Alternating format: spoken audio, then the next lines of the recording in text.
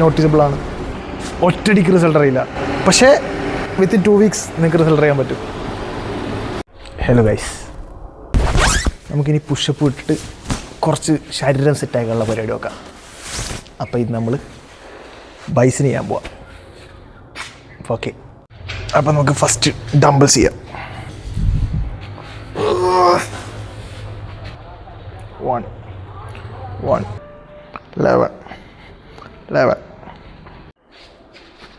അപ്പോൾ രണ്ടാം സെറ്റ് 1 2. അപ്പോൾ double curls last set 1. Let's do hammer.